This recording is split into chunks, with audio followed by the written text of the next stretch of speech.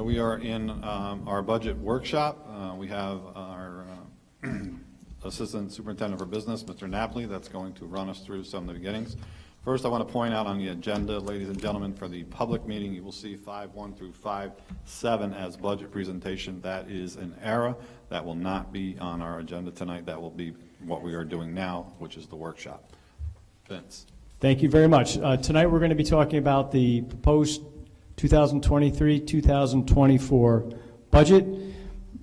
What I'll do is I'll start with a general overview, and then I'll end this presentation. We'll start a second presentation, and then we'll have the departments, and I have the building principals and the department managers here to answer any questions for you. What we're going to do tonight is we're going to go over revenues, some state aid numbers, anticipated expenditures. The board has, in my report, and it'll also be available on the website tomorrow, a summary of what I'm going to be talking about tonight. We're going to be going over the tax levy limit. We're going to be spending some time on that. And then, like I said, also the each of the department's budgets. Good, next one. As you know, since I've taken this job, we've been strapped with the tax cap that really limits our ability to levy taxes. Our federal support, that's our Title I funds and our 611, 619 grants have been slowly declining. Our state aid, while it looks like we got a pretty big bump in foundation aid this year, the superintendent and I want you to know that many years ago when Governor Patterson wasn't, when he was our governor, he really withheld a lot of our foundation aid. The foundation aid formulas are finally made whole, meaning that we're getting what we're supposed to be getting, but we lost out all those years of foundation aid. And if you remember, there were many years when we had the gap elimination adjustment. That was the state took back money from us, from the schools, to cover their budgets. We finally got all that money back, and this is the last year we're going to see that increase in foundation aid. We might see some smaller increases going forward, but this year you'll see that we have a pretty sizable increase, and that comes with some responsibilities. That's a survey. We have to get input from stakeholders, and so I'll be sending out a survey tomorrow and posting it on our Facebook and emailing it to our staff and asking the community members and students and staff to weigh in on how they feel we should be spending this increase in foundation aid.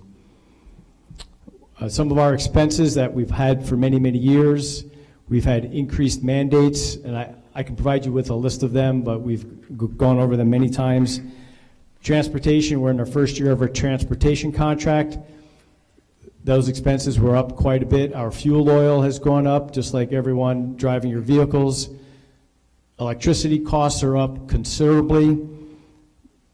We anticipate at the end of this transportation contract, a big hit in expenditures or costs on electric buses. The superintendent will share a little bit about that with a conference that she went to earlier this week.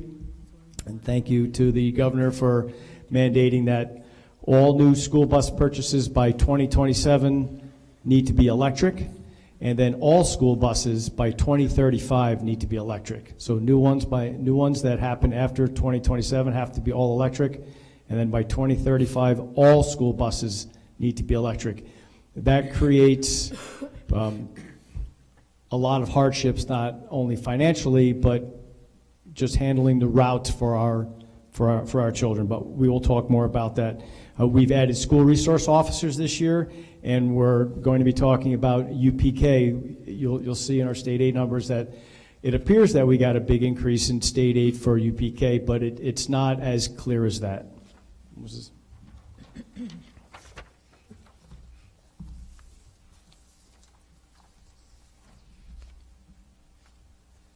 me just find that page. Actually, if you can go to the next one, Moses, thank you. So one of the proposals that we've been talking about for increase in foundation aid is adding an athletic trainer, a 7 through 12 AIS ELA teacher, a P-Tech caseworker, and this page, this whole presentation will be up on the internet. Anyone can email me at that email address there, or click on that link. The PDF will actually have that link available to them so that you can fill out the survey. It's a short survey, and I encourage anyone that's interested in weighing in on how we should be spending the 11.51% increase in foundation aid to please provide us with some input. So here's what our draft expenses look like as of right now, the first run in the budget numbers. So as you can see, the numbers that are up on your screen, administrative salaries are up just a little over 3%, program salaries about 2%, capital salaries 2.53%, benefits have gone up quite a bit, 6%, a small decrease in admin in elementary school. The junior senior high school budget is up about 4%. District-wide curriculum instruction, Ms. White will talk about that when she presents her budget, is up about 23%. Overall district-wide special aid or special ed is down about 11%, but those numbers can change. We've seen that before, where we've seen an influx of students over the summer that really weighs heavy on our special education budget. We have other BOCEs, I'll be talking about that. Athletics, small increase. Computer-assisted instruction, Mr. Aponte will talk about that. You'll see a big decrease there, but that's also because everything that we needed to buy with our technology, we've already purchased it for this year. Educational TV and radio, in my narrative, you'll see that while this is down, we had thought that we would be able to put all the new equipment and technology into our new studio, but we know that our capital project has been moved forward by a year. I have Mr. Butler here. We'll be talking about some of that later on when we're in the regular board meeting. Transportation, like I said, is up 18%. Capital, you see, that's a big number, almost 40%. That's not only due to the, transportation is up 20%, but the capital is up due to our debt. So with all of our capital projects, we have to pay for that. It's like having your mortgage, the principal and interest. And when I get to the tax cap formula, the debt is what's really driving the increase in the tax cap formula in our tax levy increase. The capital also includes our BOCES payment for their BOCES capital. That's correct. Thank you for that reminder. It's not just our capital, it's the BOCES, Thank you. BOCES capital project too, or a share of that. Iris, did you have a question? I did, and I could be wrong here, but when I was looking through my information, is that where the school resource officers are also in the capital? That is correct. I have that in the capital as well. So I was curious to know why they're there rather than in the security part of, we pay people in security. Why aren't they part of security rather than the capital building and grounds project? I don't know if you have an explanation for me right now. For the but I'd SROs? like to know. We can ask we can get some clarification from state aid planning on that. Is that where they told you to put it? Correct. Yeah, I did some research on that. I don't remember, why. It seems odd to me, that's all. So if you could come back with an explanation, I'd appreciate it. Sure. And we might see that when we go through the capital budget. A lot of our safety and security is in capital already. So our security systems, all of that is through the capital budget. This isn't a we have piece of capital. equipment, so. Well, it's a, right, it's But a, I just- yeah, I need an I will explanation, that's certainly all. get you more information on that.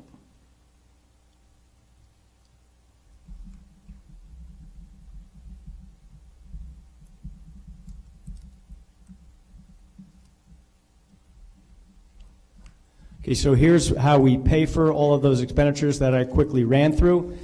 So if you look at the first block of lines 3 through 5, you see there's really, I don't anticipate any changes in those revenues. Sometimes yes, sometimes no, but I'm keeping that flat just to be safe.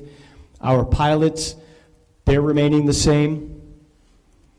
And then if you look at lines 15 through 20, you'll see that's where we see the increase in foundation aid. That's also, I call it operating aid.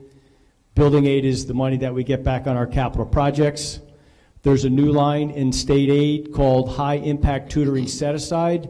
That's why we see a significant increase in that line.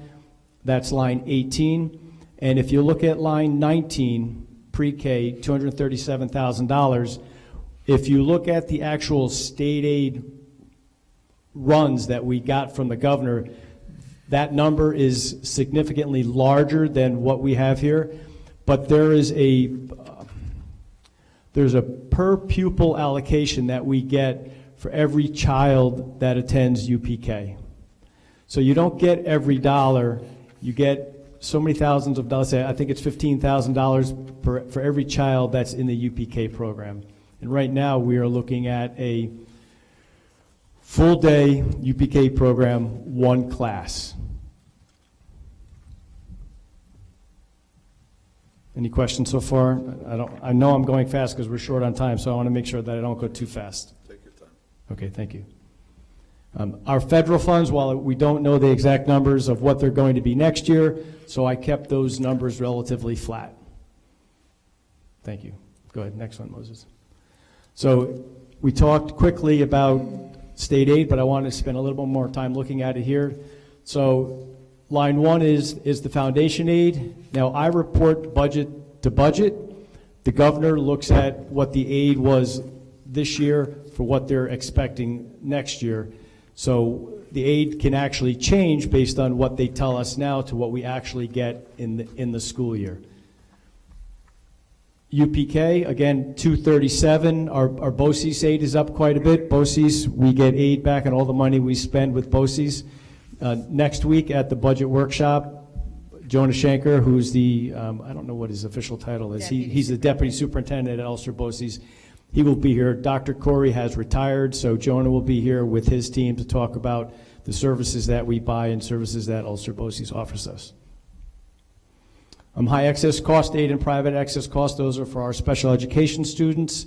Hardware and technology, there is a dollar amount that we get for every, there's aid that we get back for every dollar that we spend in the technology department, and that's Moses' department for hardware aid, software aid. And so every dollar that he spends, and it's up to a cap, so if you see that number there is actually going down, and that's because our enrollment is going down.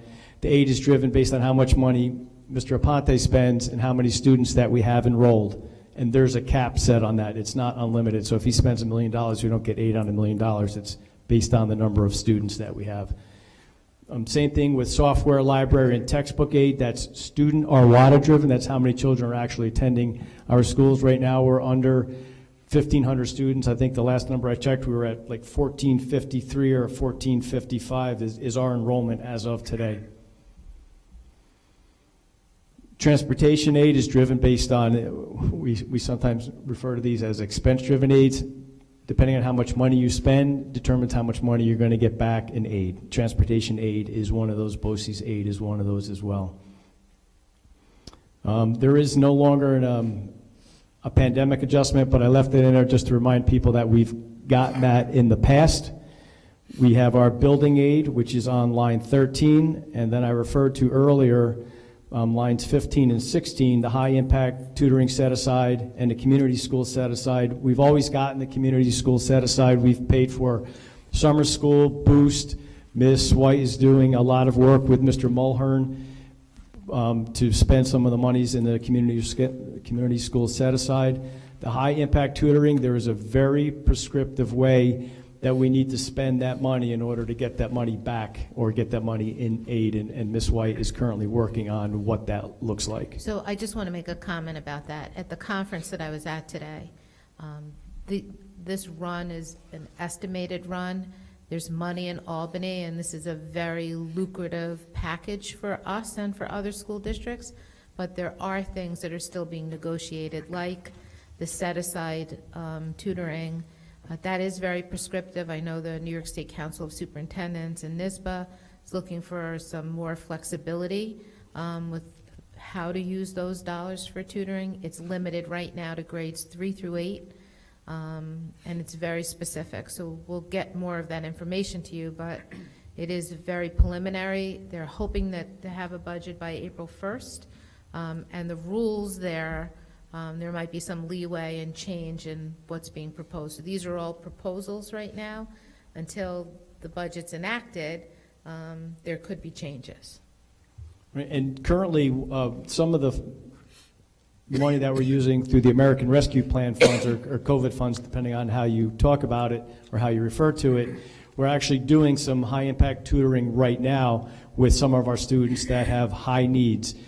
The federal government gave New York State, actually gave the whole country money, and there were some very specific rules tied to how those monies can be spent, and they needed to be COVID related, whether it was for mental health or for tutoring or for COVID safety. So we were able to buy materials and supplies for keeping our buildings clean. So a lot of the monies that we received are being spent on those purposes. And we actually have some information I've posted on our website. We've done surveys, and we've asked people to input on how they would want us to spend those funds. I just want to make another comment that has to be said. So we are being made as whole as we can be under the current foundation formula. But the discussion at the state superintendent's level is that school districts are being asked to do more and more and more. You know, it started years ago with nutrition, transportation, now it's mental health, medical. There's a lot of expectations that are put on districts. So while you see these incredible increases, you also see expenditures that have had to be added over the years. To add, mental health is a huge issue, and we know and are very grateful that the board has put those resources there before we were even made whole with the foundation aid. But I just have to say that while you would say the enrollment's decreasing and the revenue's increasing, like what's the give? The give is the students, not only in Ellenville but all over, have more significant needs than we've seen ever. You know, with regard to mental health, the state has not put the resources in the communities, and the expectation is that the schools take care of more and more. So it has to be said that, yes, we're very grateful for the foundation aid, but it's not a big sum of money for anything that we need more resources, you know, because of the needs that we have here. So I'm not grateful for it, but there is a lot of need, and we all see it here. And we were very fortunate that the funding through the American Rescue Plan came at the time that it did. We were able to cover the salaries of our social workers, our behavior management personnel. This year I was able to get an amendment passed through the state. They approved the funding or the financing of our SROs.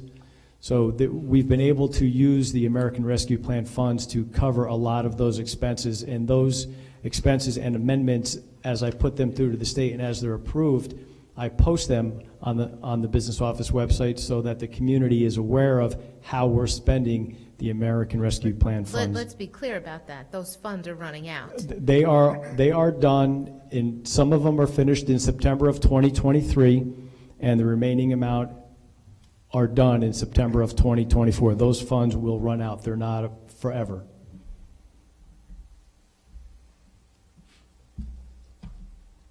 Vin, question? Yeah. How will we pay for our SROs if they're being funded by the aid this year?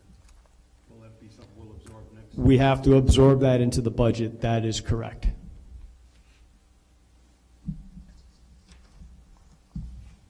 So here's, I just want to find my page there. So here's a high-level view of kind of what I've talked about. This is budget from one year to the next and our revenue sources. I won't bore you with the details. We can certainly talk about that at another time. What I'd like to talk about right now is take a couple minutes to talk about our tax levies.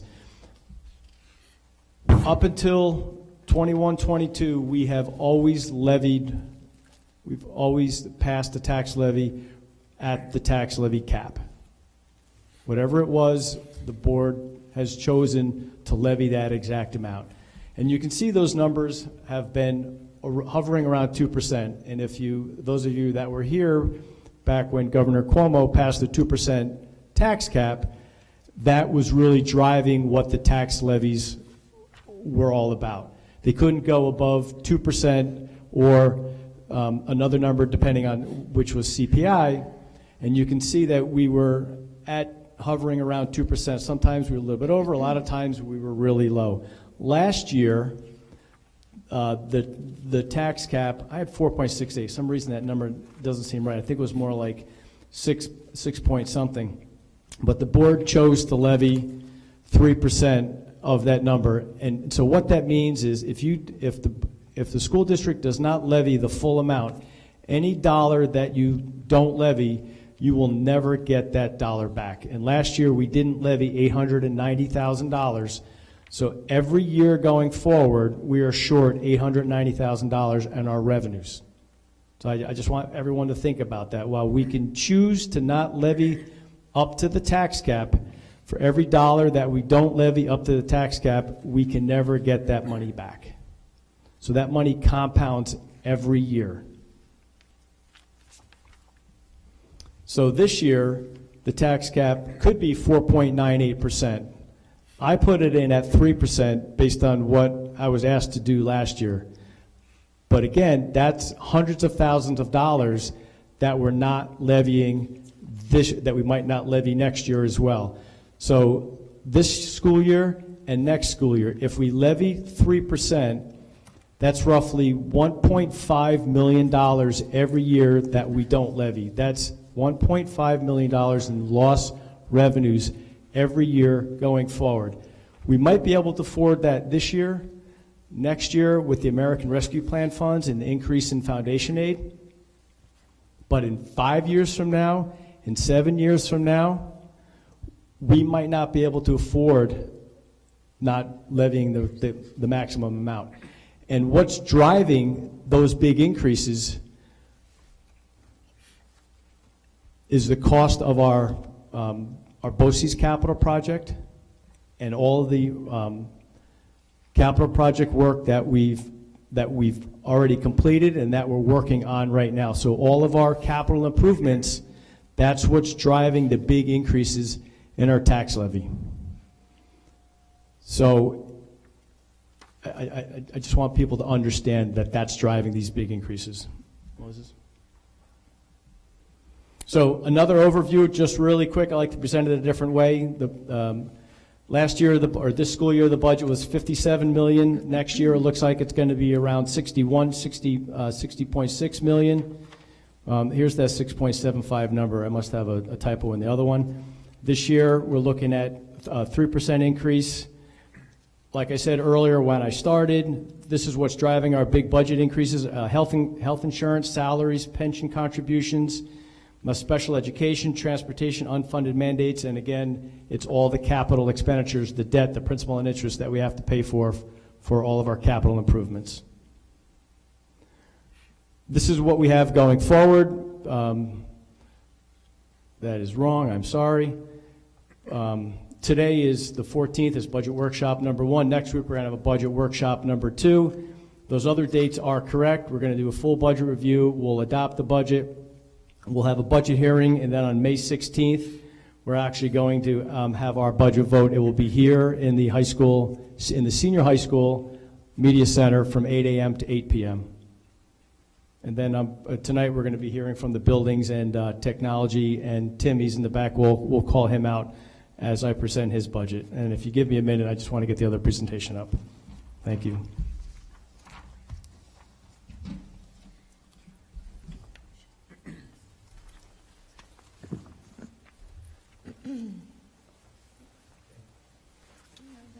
This discussion just now about the tax levy, it's really hard for me to follow. I wonder if we Yeah, could so add more. we can, and while he's putting that up, let me just tell you a little bit about that. So, you know, in years when the formula brings you down to 1.5% or 2%, we're always scrounging, or we can only raise 2%. And look, nobody wants to raise taxes, right?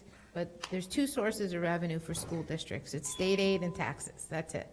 So it's nice that we have this foundation aid, but we added a lot that we needed. It's not that we were just spending for the sake of spending. You know, we're trying to catch up from all those years. So now in a year when the tax cap formula comes out to 4.98% or 5%, right, where you could make up from the years of 2% or 1%, people are reluctant to levy what the tax cap formula is, 5%. But what Vince's point is if you don't levy to the tax cap, you leave that money on the table. So the difference between, What does that mean? that means that if our tax levy is about $26 million, so 1% of that is $262,000. So 3% of that is 262 times 3, right? So if you leave 2 percentage points, that's 520, right? It's 500 and 100,000 plus. plus on the table. You'll never get that back. So if you don't raise it when you can raise it, right? Next year, your levy is 2 points less than what you could have had. So next year, when all of the foundation aid doesn't go up by 10%, you're going to be short, so to speak, right? And when you're short, you're going to look back and say, we could have really used, that $400,000 that we legitimately could have raised under the tax cap. So I think the mindset here is that the tax cap's used to keep taxes down. But in years when inflation is high, right? And besides the additional costs, you just have inflationary factors that are going on, that we're paying more for everything, right? Like your house budget. So if you don't take advantage of those 2 percentage points or the $500,000 plus, you can't make that back. You can't say to the state, we didn't levy the 5%, we only levied 3%, we need that 2% now. They won't give that back to you. So you leave, when I say you leave that money on the table, you do. Now, in years where it's 1.5% and you struggle and you cut and this and that, it's unfortunate. This is the system that's put in place that we have to live with. But it's a reality, and you do leave the money on the table. And I get the balance between what the community can pay. Because that's the other side of the coin. It definitely is, but let's just say this. I don't remember being asked to do as much as we're doing with what we have. We know what it is. The unfunded mandates of these electric buses that are coming down are ridiculous. And I'm telling you, you're going to need that $500,000 to have increases in your transportation contract or, put up a bus garage or charging stations. Those are things that are going to happen. And if we don't plan for them and utilize a revenue source when we have them, it will become a burden in a couple of years. Is it also the case if we don't raise the tax cap, then we have to make up with reserve funds?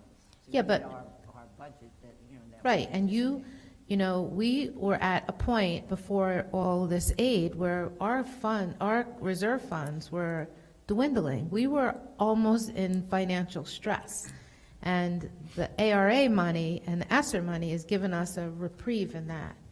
But you never, ever want to, there are rainy day funds, and we just had a discussion up in Albany. The state is finally, funding rainy day funds because they've been strapped for so many years without that planning. So it's fiscally imprudent, and I would say irresponsible, not to build your reserves up and hold your reserves for as long as you can. Because a rainy day is going to come, right? We know it's cyclical, we know it's going to come.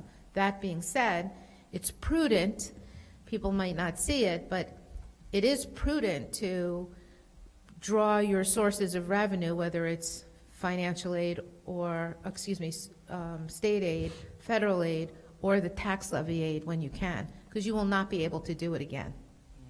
So you really have to look at, I know you want to be at 3%. If I'm telling you, you should inch that up and get as much as you can when you can. John? So Lisa, it seems to me like the state enforces this cap to keep the taxes down, but when they increase it slightly, if you don't tax to the max, you lose that money. That's correct. And we know that the governor has put these unfunded mandates Yeah. in, like the electric buses. Usually that comes with a caveat that if you don't follow their mandate, we'll start removing officers and stuff. Have we gotten a specific threat from the governor or the state ed commissioner on the buses yet? I think that the state education department, I think there is going to be a revelation, You said because revolution or revelation? revelation, Oh, bummer. that this is not doable by 2027. First, I'm just going to tell you, this is a big issue facing us. There's questions about whether there's enough electric in the grid. There's questions about putting kids on top of lithium batteries and driving them around in buses. There's questions about where all these charging stations are going to come from, and what happens when the power goes out and there's no electric. How do you get the kids to school? So it's really, you can applaud people for wanting to, look, the fossil fuel, it's ridiculous what we're paying in oil and fuel and all that. So I get looking at alternative, electric, but John, you're right. I mean, it's an unfunded mandate. Someone's going to pay for this. It's going to be us. OMB has something to say about this. Yeah, so There I are- had a discussion. Joe Morgan from Rondout got a pretty significant grant from the EPA for buses, like $9 million. school. For the school. But he's contracted out, right? Rondout's contracted out. He can't take that money and say, okay, contractor, I have $9 million, let's build. There's restrictions on what you can do. So there's not even guidance right now for school districts that are dealing with contractors, how all that's going to go. So for me, when Vince is talking about a tax cap, and we're talking about health and safety issues and mental health issues that we're amping up, that we need more of, I will say that, and safety of school resource officers, we need school resource officers. The state should be funding, there should be a line for safety and school resource officers. There's not. So they make us choose what we want. So when you look at the tax cap levy, I'm saying boy, we're going to leave a few $100,000 on the table, and then I don't want to cut this stuff in a few years when all these revenue sources go down, and then the tax cap goes down to 1 or 2%. So it's a difficult decision, and I'm not saying let's go spend. We're spendthrifts here. I mean, we have watched what we've spent, but we've added where we've needed. And these unfunded mandates that come, the superintendents, we're not happy. I But think it's especially important this year, in light of all of this, that when the newsletter, that would probably be the source of information, yes, that it's really put out there really clearly. It's hard to understand I know, to begin with, I know. but the public has to really be able to comprehend what we're asking for here. I mean, ultimately, they're going to vote one way or the other, but the better the explanation, Yep. the- And I will say this, the board has been very fiscally responsible here over the years, whether it's having to cut or not cut, to maintain what we have when we could, do more with less, which we're so good at, but it's not fair to our students and our community. There's a lot of work that needs to be done, or we need to keep our buildings up. We don't want to lose things. There's more that we need. Even with a decreasing enrollment, the students, I can't tell you about the need, and I'm not just being like a drama queen about it. We see it in the buildings, and you see it, and you hear about it. So it's important for you to consider it. I'm not telling you should, I'm not telling you what to do, but I think it's a heartfelt consideration when you look at that this year. Thank you. And also just want to point out that we are as transparent as anybody could possibly be, more so. And this budget will be online, it will be out through our newsletter, it'll be out through our social media outlets, it will be out every possible way. We were wrongly accused of hiding our budget. It is not hidden, it is there. And Mr. Napoli will make sure, and Mrs. Wiles will make sure, that it is out to every possible public venue so that the public can get a full understanding of what they're voting on and be educated as to what they're voting on. And Mr. Napoli, you can continue. And educate them about media hype, too. Exactly. Because we have been very fiscally responsible here. Mr. Napoli. Thank you very much. That was well done, guys. I appreciate it. So tonight we're going to hit a couple departments. I'd like to have Mr. Rabone and Ms. Ireland just kind of stand up. They're our senior high school and junior high school and our P-TECH principal. Just in case anyone has any questions regarding their budget. As in the past couple of years, what we've done to kind of streamline the budget process rather than go over every single line in our budgets, I'd like to point out the lines that have a significant change, talk about them. That's what's on the slide here. And then if anyone has any questions about those lines or anything in particular regarding those buildings, they're here to answer those questions. So overall, the junior senior high school budget is only up 3.7%.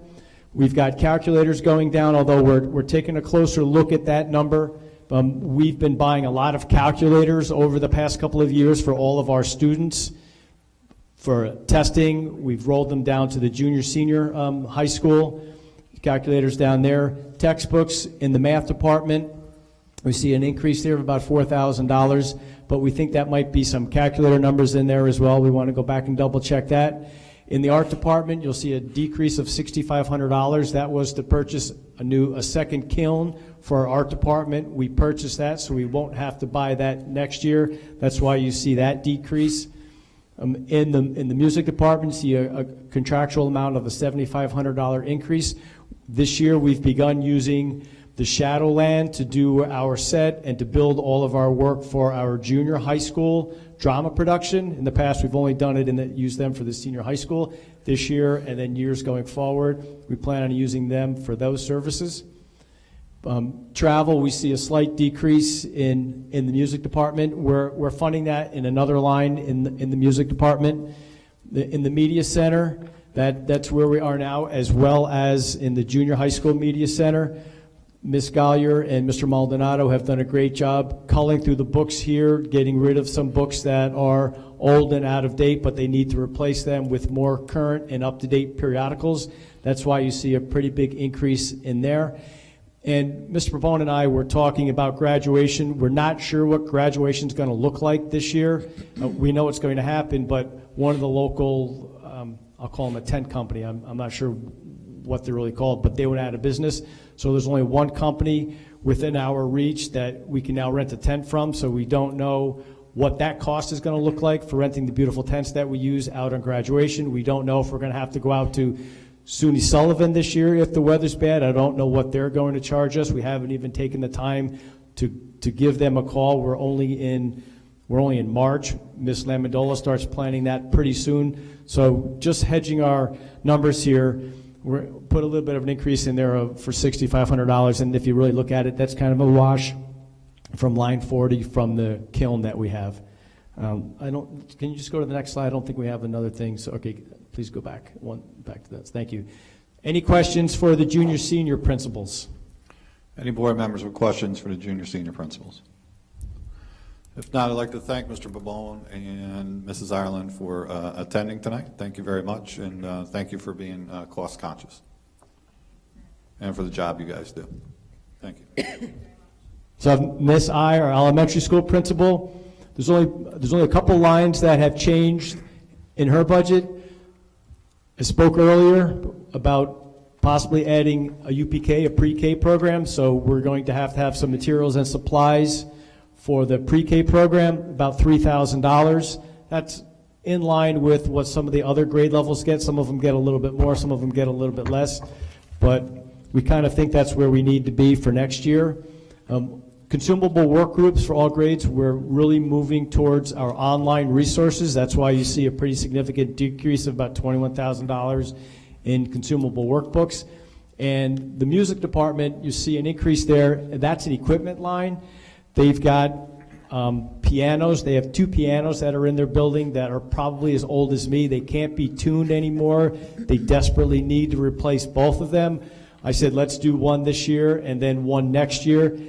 That's a little bit on the high side. I asked the music department to get me a quote. It's like $11,200, but I don't know what it's going to look like, so I just built in some escalation costs for what it might cost over the summer. If it's a little bit over, we can pinch from a couple of other line items. Vince, the math program that's going to be purchased this year out of this year's budget for the elementary school, correct? Correct, through the 22-23 school year. Yeah, I'm sorry. I was just going to ask that same question. All right. And we're hoping to use ARP funds to cover the cost of that program, right, Ms. White? if you remember correctly. I think I wrote an amendment to have them cover that, which is great. That's the American Rescue Plan funds. Any questions for Mrs. I? John? Yeah, I just want to say, Vince, that I've been in a lot of places where we'll tell our building administrators, you have 2%, or you have 2.5%. Cut where you have to, add where you have to, but you have 2.5%. And I appreciate the fact, Mrs. Wiles, that we give our administrators the leeway to make the decision on what they need to get for our kids, and within budgetary constraints, but to give them the leeway to do that, what's best for their buildings. I have lots of conversations with the building principals. We meet multiple times during the budget development process to talk about what their expenses were like for this year, last year, what they want for next year, where I think we might be able to save. They work real hard on putting their budgets together, so thank you for that, Mr. Burns. Mrs. I, thank you for being fiscally conscious, and we see a decrease up there, so we always like seeing decreases. But we don't want to see you obviously lack in any areas, and we take faith and pride in the fact that you're making your decisions for what's best for your building. So anybody have any questions? And thank you for the job you do. Thank you. You guys do not have to stay the rest of the night. You're here long enough. Go home. So I have Mr. Aponte. He's helping me here because he had a little trouble with technology, believe it or not. The former technology director and our current technology director were fighting with PowerPoint. So anyway, I mentioned earlier why you see a pretty significant decrease in equipment for the junior senior high school in technology purchases. Everything that we wanted to buy, our students, we are 2 to 1, if I'm not, we are 2 to 1 Chromebooks. So every child has 2 Chromebooks, one at home, one at school, so they don't have to travel them back and forth. We're done with that. And then Mr. Aponte is going to be building into his budget. We have a 6-year replacement cycle. We started that probably 20 years ago. We like to keep technology as long as possible, but we don't want to keep it forever, so he's got a plan for anywhere between 4 and 6 years, depending on the piece of equipment, to replace them going forward. We have an increase in software in the elementary school, as well as an increase in software in the junior senior high school. A lot of our online programs are becoming more expensive. We're adding new initiatives. He can tell you which ones, if anyone wants to get into the weeds, to get to that level of detail. But that's Mr. Aponte's budget in a nutshell. It's down 32%, but there are a couple of lines that are up, and those are the software lines. You go, Moses. 32% down. We might make you president yet. Anybody have any questions? Mr. Aponte, I'd like to be able to tell you can go, but I don't think you can. So thank you for staying and helping us. Mr. L is here. He's over here. He's going to handle our educational TV and radio. Again, I mentioned earlier that the new studio budget was around $93,000.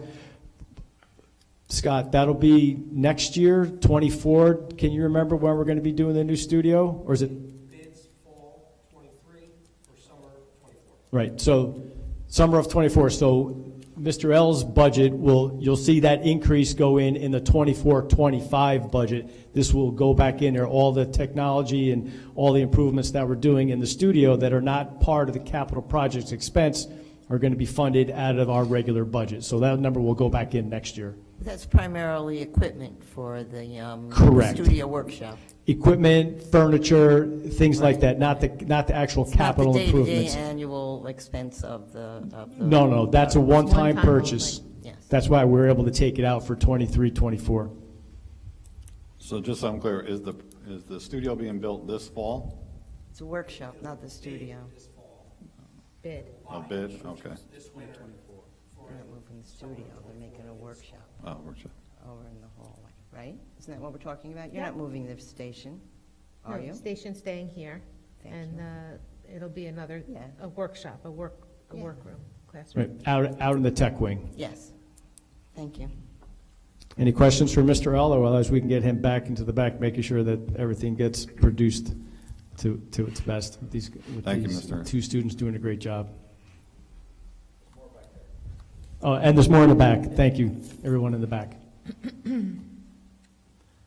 So curriculum instruction, Miss White's budget is up about 20%. We have seen a significant increase in students being hospitalized, needing tutoring while they're in the hospital.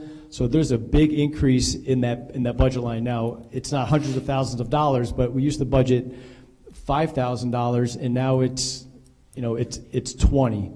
And that was, we were shocked when we started to see the bills and the number of student referrals come through. So we don't know what that's going to look like next year, but rather than be short in that line, I funded that. So when a student's hospitalized for a mental health issue at a facility like Four Winds, they provide the tutoring and we compensate them to do it. Right. Summer school, we've done a great job getting more students to attend summer school. So we see, you see an increase there of roughly $55,000 for summer school. We're spending more on professional development, and we're really, Ms. White is doing a great job driving our after-school and AIS programs. So I anticipate an expense, a greater expense in those lines next year as well. I just want to comment that the summer school includes transportation. That's correct. So it's So right, not just local. So we're kind of anticipating a larger expense. If you remember, I think the first year that we did summer school in Rondout, we had the students ride the UCAT bus because we were not transporting them, and then we decided that that was not a good idea. They weren't going. Yeah, they weren't going. So now we're providing transportation for the boost students and our secondary students. But like we just said, that they're going to be going to Rondout. So that cost for transportation is going to be more than just the local bus runs. That's the high school, right? Questions, John? Yeah, Vince, sorry to be old-fashioned here, but what are we doing to try and decrease the amount of our students that need summer school? I'll let Ms. White answer that, or Superintendent Wiles. You want to? Yeah, sure. So we are working on expanding our extended day after-school programming. So they've been designed more intentionally. So where in the past we may have just had math extended day, now we have more channels where students can have specific help in algebra, geometry, algebra 2, pre-calculus, rather than just going to a room and waiting for one instructor to answer a question. Probably being only able to spend a few minutes with them can now really focus on the more specific needs of the students related to the courses. We'll also continue to expand Regents Review classes, which is a requirement for graduation. So even while we may have students pass a course, they may fail the associated Regents exams, which most students would then go to summer school to receive support so that they can successfully pass the exams in August. So we've been more intentional about making those offerings available.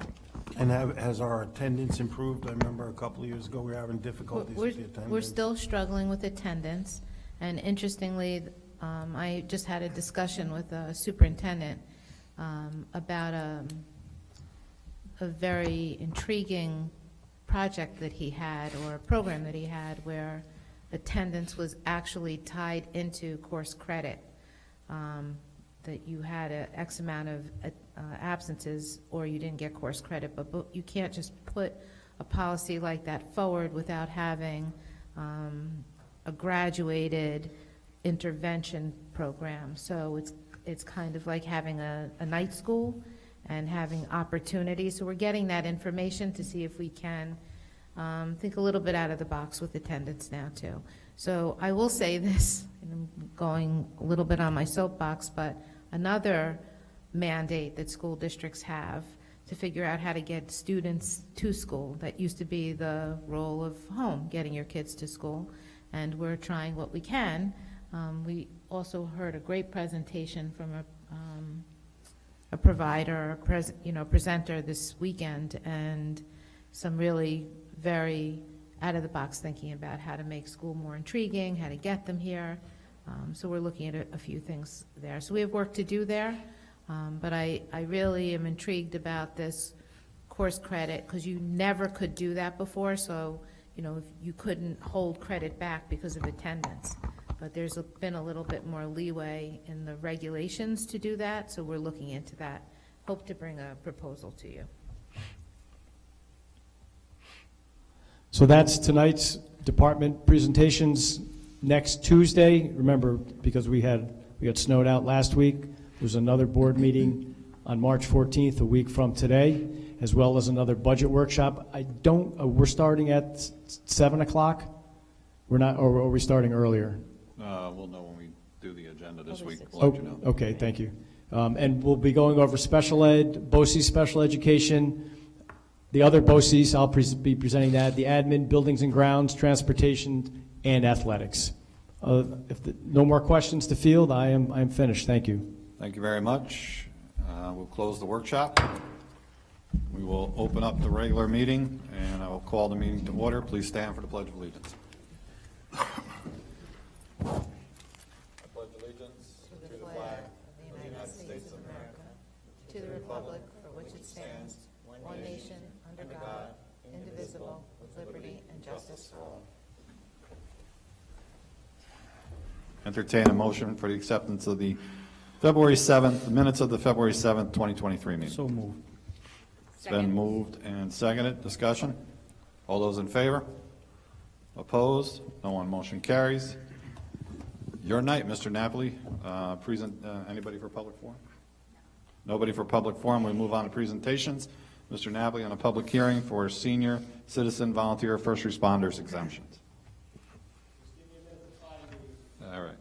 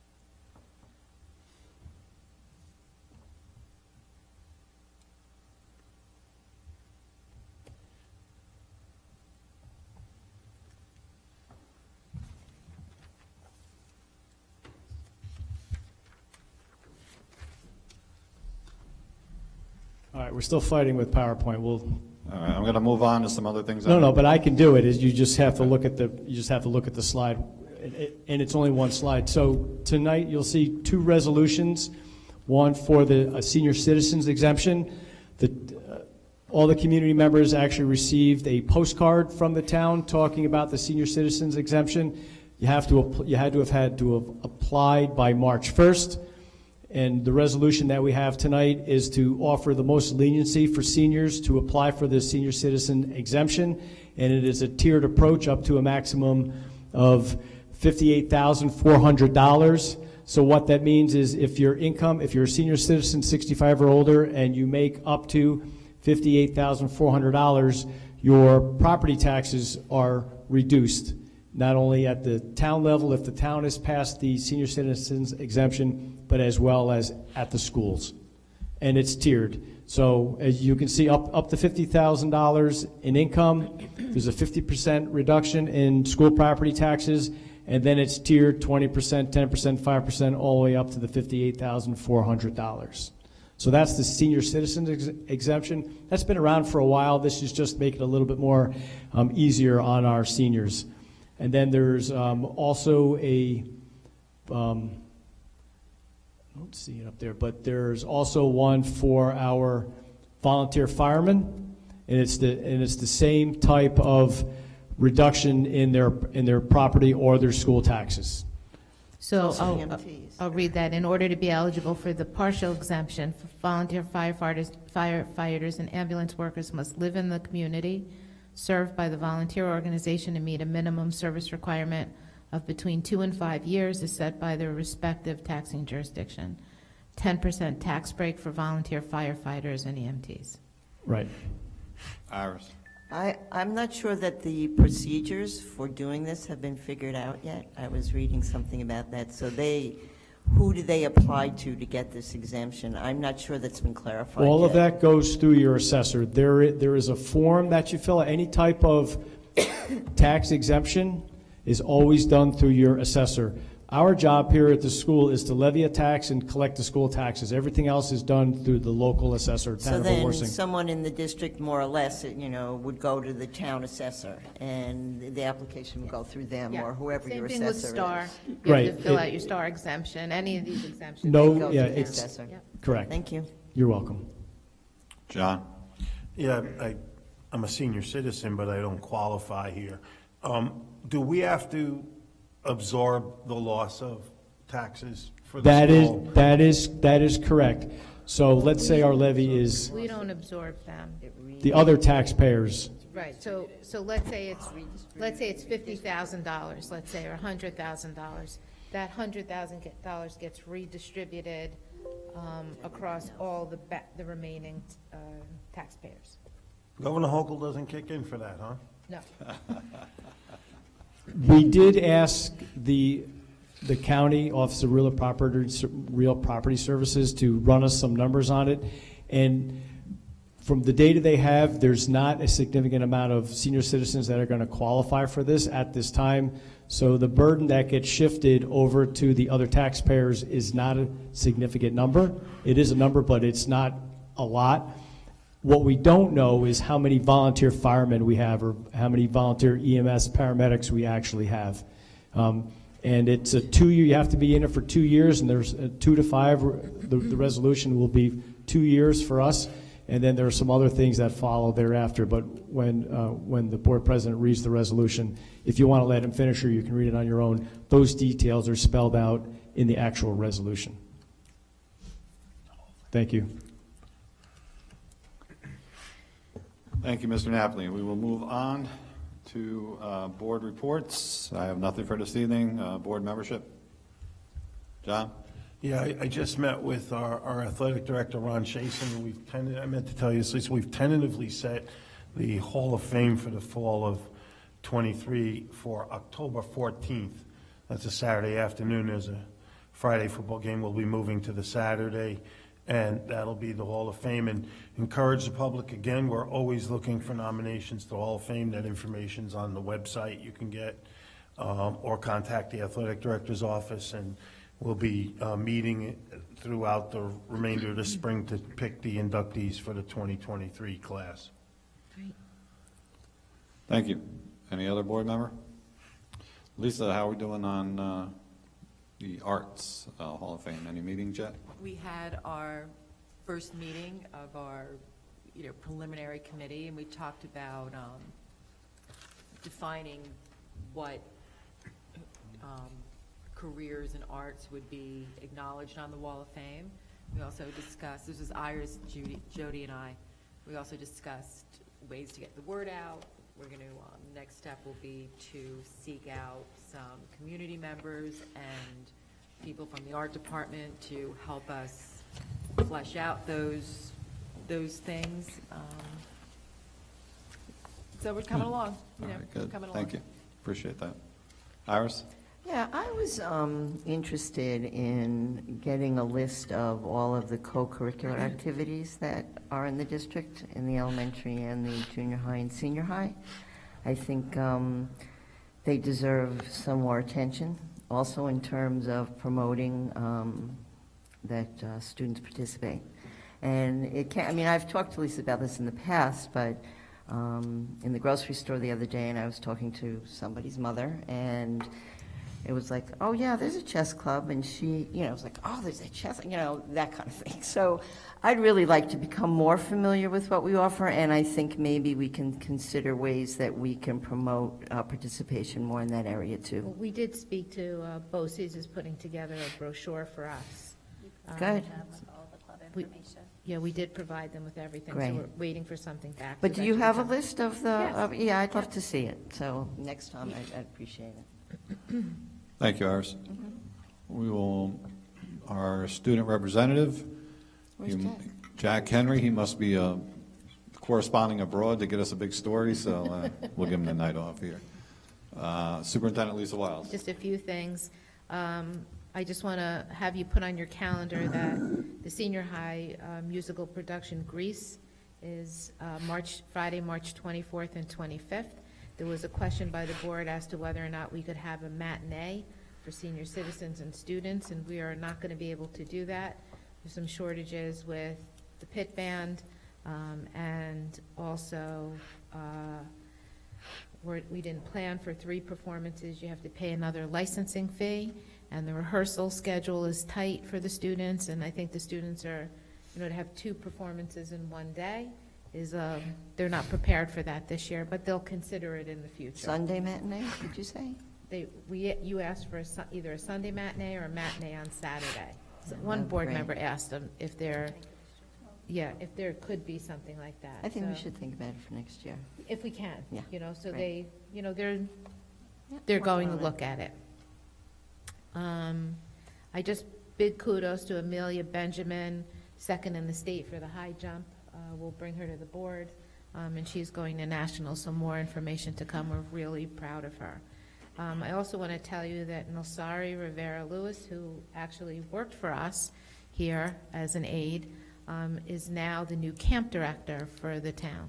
So she is very enthusiastic and has reached out to us, and we are at our upcoming wellness day for the staff, which we're doing again in March 21st, I think. She's going to run a session for anybody that's interested to give input on youth activities that could be sponsored by the town.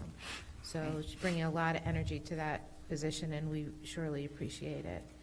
I also want to remind you that on March 21st at 6 o'clock right here in the Senior High Media Center, we'll be having our first athletic facility master planning meeting with Joe Kroll. That's coming up. And I also want to advise the board that we are going to move forward with a new website design, and we're going forward with Aptigee. We looked at the numbers, and Aptigee does come in more competitive, but more important than the dollars in this case is really the hands-on support and the ease of use of the website. So we're signing with them, and we hope to have our website up and running, our new website up and running for the 23-24 school year. So we're really excited about that. And I think I'm good. Thank you. One thing I forgot to mention, myself and my captain went in, and there was a number of volunteers, including Lisa, that went in and did Reading Across America. And I think you talk about what gets kids excited and what, brings some collaboration between community and the school. This is one of those programs. And, we read to a kindergarten class, and we stayed for a few minutes, then we left, and we were walking up the hallway, and the teacher came out into the hallway and yelled up to us and said, "Could you hold on a minute? One of my students wants to come up and read to you guys." And it was a student, the teacher told us, that was struggling to read all year, having a very hard time reading, and wouldn't really be outwardly participating. But after we went in there, he came up and he took his little book. He had 4 pages and 5 words on each page, and he slowly but surely read every single word in that book, and he was so excited. He ran down to, after he did it, we gave him high fives. He ran back down to his teacher. He hugged her, and, we congratulated him. But these programs, and you talk about what gets, kids motivated and excited, those are just some of the things that gets them motivated. I was so glad to see that, especially coming from a student that was having difficulties throughout the year. So these programs, we'd like to see them continue with collaboration between the community and the school. Thank you. We will move on to Assistant Superintendent for Business, Mr. Vince Napoli. Thank you. There, you will see or hear a resolution tonight for the use of ARP or ESSER or American Rescue Plan funds for the replacement of all the doors in our elementary school. That would fall under health and safety. So once the resolution gets passed, I'll go ahead and send the paperwork up to the state, give the architect to go ahead and begin working on it. You will also, we're also asking you to entertain a change order and to have our architects do some redesign work. The rooftop unit of the new cafeteria, the one that was spec'd and designed for our cafeteria, is on, I'll say delayed, and we probably won't get it until October sometime. Scott is here to answer any specific technology questions or technical questions about that. What we have, Scott has done a great job, is sourcing another rooftop unit and an ERV, which is an energy recovery unit, that would replace the unit that we can't get until October, and we should be able to get that in time to open up our new cafeteria by September. The issue is that unit's going to cost about $70,000 more. So we'll be seeing a change order if the board's okay with going forward with it, and we recommend doing that, the Palumbo Group, as well as myself and the architects, to move forward with that change order. We do have room in the budget of our construction budget. We were able to use $600,000 of our American Rescue Plan funds to replace the old white roof on our elementary school. So that gives us a little bit of wiggle room to cover that $70,000, and not all of that $70,000 is going to be new monies or new expenses. Some of it will be, Scott, what's the word? When you have, not contingency, allowances. Thank you. Took me a minute to get there. Any questions on that for Mr. Butler to answer while we have him here, or shall I keep going with my report? Just one thing about the ARP funds, I hear you throwing these numbers out, but, is there any thought about using some, and, we talked about it earlier, but using some of these funds, like, to replace the press box down there, we could use an upgrade and be in state-of-the-art technology and start replacing, doing some upgrades to our athletic fields through these ARP funds that I see other districts have used as well. Sure. Well, I can certainly look into that to see if that's an allowable use of the funds, and I can certainly get back to you. Most of our funds have been used for health and safety purposes or for our mental health for our students, covering the cost of our social workers, our behavior analysts, their salaries, benefits, the high dosage tutoring that we just started to provide to our students. But I can certainly look into that and see if that's something that we could do. Sure. Iris? Yeah, I was just interested, I always like to look at the details of things like doors. And I was just wondering if you have any information about the doors we're getting. I'm curious to know what the improvement is over the doors that we have now, other than the fact that the doors we have now are old. But I would be interested in seeing some information on that. So I don't know if everyone else wants that, or I can just stop in and you can show me. I can get that for you once we have it. We haven't moved that far forward yet until I knew that we were going to be able to do this, but I can tell you that the newer doors have a smaller vision panel. If you go down there and look at all the elementary school doors, the vision panels are probably 2 by 3 feet, and the newer ones are going to be a smaller, harder to access or harder to breach in the event of an active shooter to protect the students and the staff that are inside the classroom. They will be fire rated, and so those are the things that we're looking at. I was always interested in we've talked about this before, about the doors being able to be locked from the inside. They are. And is this going to be an option? Because I don't know. We have it now. We have that now. I'd say maybe 3 years ago, using our Smart Bond money, which is another source of funding. Every classroom in the district and many of the offices have a mortise lock that actually has a red button on the inside, and you press the red button and it throws a deadbolt.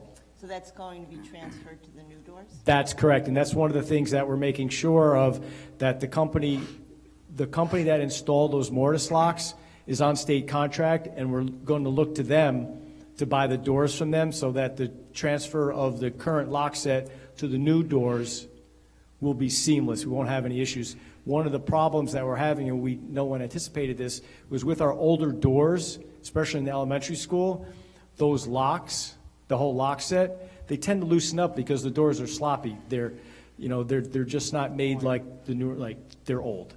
So that will help a lot with having the guys right now have to go out after every active shooter drill, or not every lockdown drill that we have, when we're testing these doors, or sometimes we're testing the doors in between those locks, they're loose. The deadbolt doesn't come all the way across because it shifted alignment a little bit. So the guys are constantly adjusting them. So I think you've answered my Okay. questions. Thanks. Vince, the issue with the RTU, is it a lead time issue? Correct.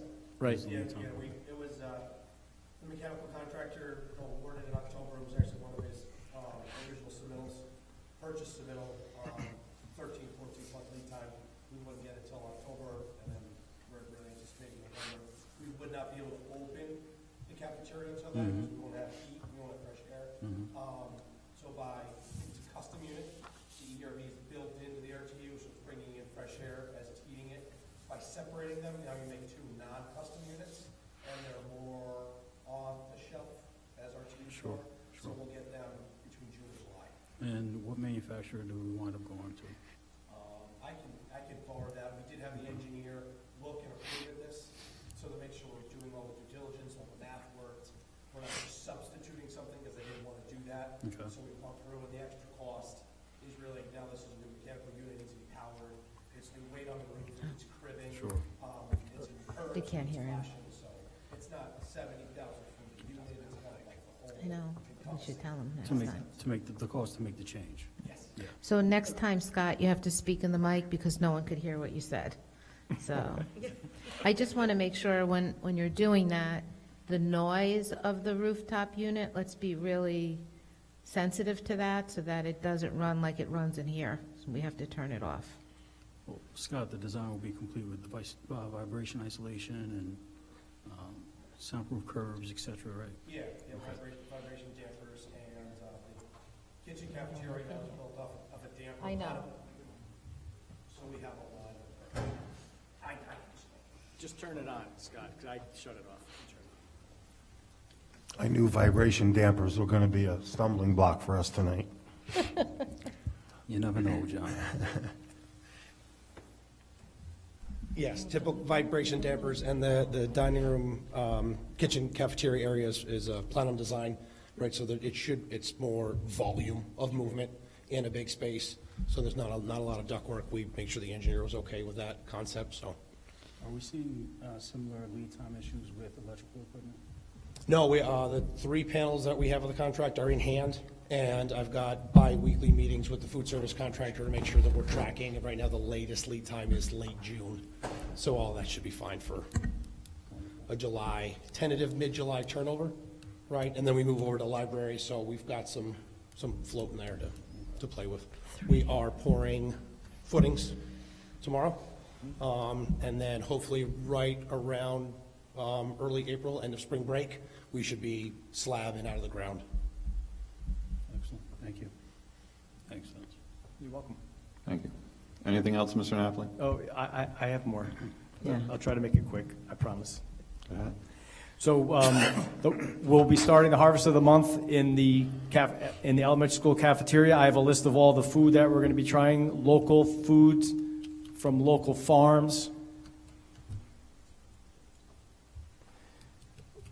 Since we're not going to be doing the parking lot next year, I'm going to crack fill and seal coat the parking lot this summer. It needs to look good for when our students return, and we need it to last a couple more years.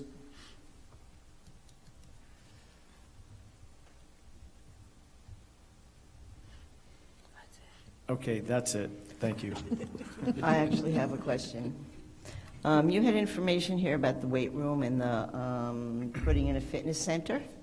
So you're putting, let me see if I understand this, because I think you might have not identified the rooms correctly. So you're putting the fitness center in what is in the music practice room? We're looking at options right now where we can possibly put a fitness center so that our students have access to more fitness equipment. Right. We're not really sure where we're going to put it yet. We're trying to come up with an area that is, that has outside access. Right. So that anyone, if we decide to open it up for the community's not in our building, like walking through our building Right. after school hours. So we looked at a couple spots. One of the areas that we did look at is room 601 that has outside access. Now, that's not the high school band room, that's No. the junior high school. That's the That's junior correct. high, which is right Because- next to the right. weight room. So then my question becomes, so in your notes, that wasn't clear. But my question becomes then, so is there band practice in there normally? And is that going to move up to the high school band practice room? Probably. And will the high school band practice room be sufficient? So we're looking at that now. There's been no final determination on how this runs, or what it's going to look like, but it's a possibility. So we're Okay, because looking- the way it was written here, I just assumed it was pretty much of a. We're, you know, we're, And then I knew that he wasn't talking about putting it in the high school. no, we're in So- very preliminary stages of space use here. Yes, all right, thank you. You're welcome. Thank you. Deputy Superintendent, Ms. Kelly White. Good evening. I just want to highlight a couple of upcoming student, family, and community events that perhaps Jack would have shared this evening if he was here, but I really want to make sure we get the word out about them. So Superintendent Wiles had shared about Nilsari coming in to speak about opportunities for students in the community, but I also wanted to share that she will be in on March 17th for a job fair for summer camp here. So students are encouraged to come down to the junior, senior high lobby on Friday, March 17th from 10 to 1 to see what possibilities exist for them to serve as counselors, lifeguards, and volunteers in the camp. There's over 50 positions available. Additionally, we have two of our family community workshops launching this month that we're doing in cooperation with Cornell Cooperative Extension. So on Thursday, March 16th, there's a workshop being hosted here in the library about the benefits of eating fruits and vegetables, incorporating them into your meals, and also the kickoff that happens this month for our parent and child cooking class, and that will be taking place in the senior high school cafeteria starting on March 22nd. It meets on Wednesdays from 6 to 7 p.m. The target audience is families receiving SNAP benefits, but other families are also invited to participate. And you do need to pre-register for that, so the information for that is on our district website. Additionally, we have the upcoming faculty basketball game happening on March 23rd. That was a sellout event last year, so if it's something that you are looking forward to attending with your children and with students, I recommend arriving early so that you can earn a spot into the game. And lastly, there is a 5-hour pre-licensing course coming up for students on March 18th. So we encourage students that need that 5-hour course to take advantage of the offering here at the high school. The cost is $25, and more information about it can be found in the Student Support Office. Just a quick question. Sure. That driving course, is that on a Saturday? I believe so. Yes. Yeah. Oh, it is, okay, is. thank you. You said the basketball game was when? March 23rd? Thursday? Yes. Yes, okay. Because I knew the play was up in that area too, just wondering. That's Friday and Saturday. Yes. So it's a busy week for us here. Yeah, thank you. Mr. President, I'm sorry, were you done? Yeah. I forgot something important that I needed to mention. Go ahead, Vince. It was in my hand, and I forgot to mention it. So, every 6 months, one of the things we have to do for the American Rescue Plan funds is to revisit our reopening plans. So Ms. White and I and the superintendent, we worked on our school reopening plans. We will be posting that up on the website, and we'll actually have a resolution at the next school board meeting. It hasn't changed from what we've had, but we have to sit down and look at it to see if there are any significant changes in our reopening plans. That's an event that we have to shut down for an extended period of time. What are we going to do if we need to reopen? So I have them in my hands, and they will be posted, and we'll have a resolution to adopt it at the next meeting. Thank you. Anything else? Yes. Okay. I did want to provide the community with information regarding pre-K. So as outlined in my board report, a memo went out to the 8 community-based childcare organizations that we have here in Allenville to see if they were interested in receiving a request for proposal to operate a UPK program in their facility. So we intend to hear back from them by March 13th and provide them with an application for a proposal if interested.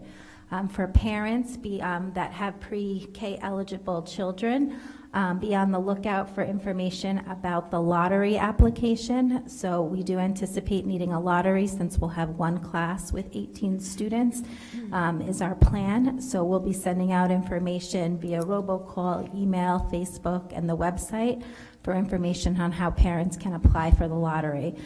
So we anticipate having that out at the end of the month and doing our lottery in mid-April and notifying parents towards the end of April if their child has secured a spot in the program, and then provide them with all the relevant registration materials. So there'll be a lot of information both about pre-K and also kindergarten registration and screening coming out over the next couple of weeks. Please keep your eyes out for that information and reach out to myself or the elementary principal, Nicole I, if you have any questions. Thank you.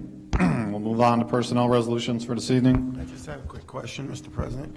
I saw in your report the gardening education piece. We talked about the greenhouse and all that kind of stuff, and also looking into Rondout's program Yeah. and what they do, because I understand that she's certified to teach classes beyond the basics of what you have here. Could we take a look at that?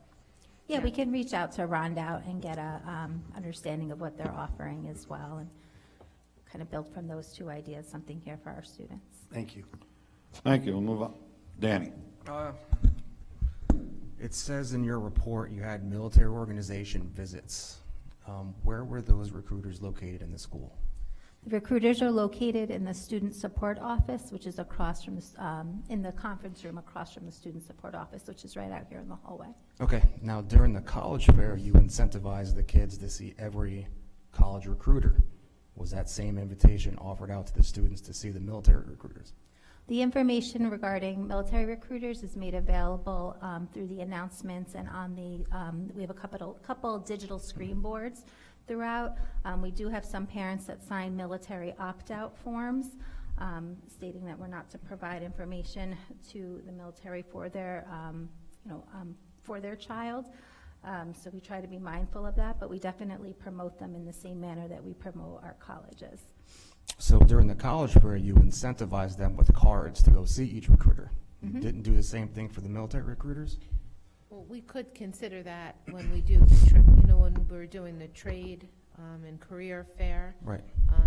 We're planning on inviting them into that also. So that would be an opportunity where we can incentivize. We just have to be mindful that there are families that don't, want that, so we'll have to figure out I'd how like to see that form if possible, but I just want to make sure we're opening the, showing every student the opportunities that are out there and just not weighing heavily on one and not the other.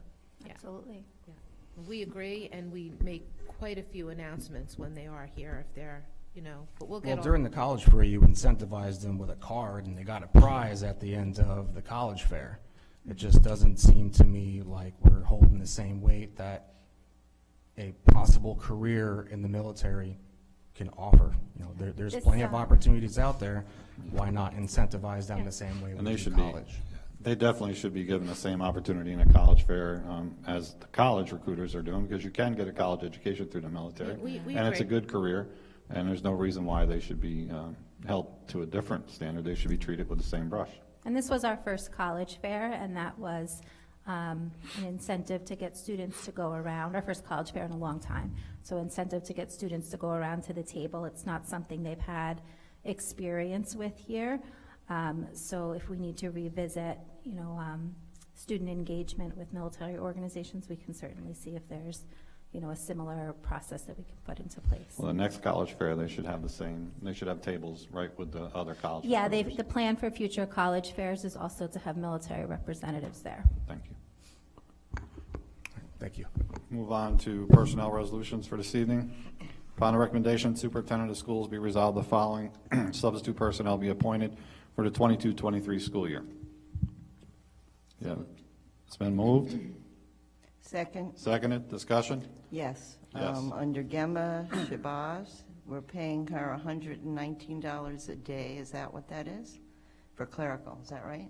I just want to make sure that was right. I wasn't sure. Okay, thank you. Any further discussion? If not, all those in favor? Opposed? No one? Motion carries. 7.2, upon the recommendation, superintendent of schools be resolved that Thomas Van Leuven be appointed as a security attendant at a rate of $18.04 per hour work. So not to moved. exceed. It's been moved. Second. Seconded. Discussion? All those in favor? Opposed? No one? Upon the recommendation, superintendent of schools be resolved the attached list of elementary school extended day personnel be approved at a rate of $44 per hour work for the 22-23 school year. Move the list. List has been moved and seconded. Discussion. All those in favor? Opposed? No one? Motion carries.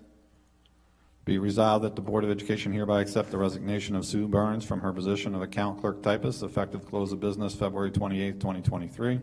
Be it further resolved that upon the recommendation of Superintendent of Schools, Susan Burns be appointed to the position of Human Resources Specialist effective March 1st, 2023. So moved. It's been moved and seconded. Discussion? Second. I did hear a second, Mr. Bruce. It's been moved and seconded. Discussion? All those in favor? Opposed? No one? I'll abstain. And one abstention. Be it resolved, Superintendent of Schools is authorized to approve up to 10 hours of professional development for teaching assistants. Payment shall be made in accordance with the ETS RPA Teachers Collective Bargaining Unit funded by federal funds. So moved. Moved? Second. Seconded. Discussion? All those in favor? Opposed? No one? Motion carries. Upon the recommendation of the Superintendent of Schools, be resolved the resignation of Anthony Colazzo, English teacher, English language arts teacher, be accepted at the close of business effective February 17, 2023. So moved. Second. Moved and seconded. Discussion. Mr. Burns. We have a non-certified teacher in there. Temporarily, we have interviews of ELA teachers coming up this week. Do we know how long that, could you give me an idea on how long that's been? It has been 2 weeks. Kelly, give you the exact date.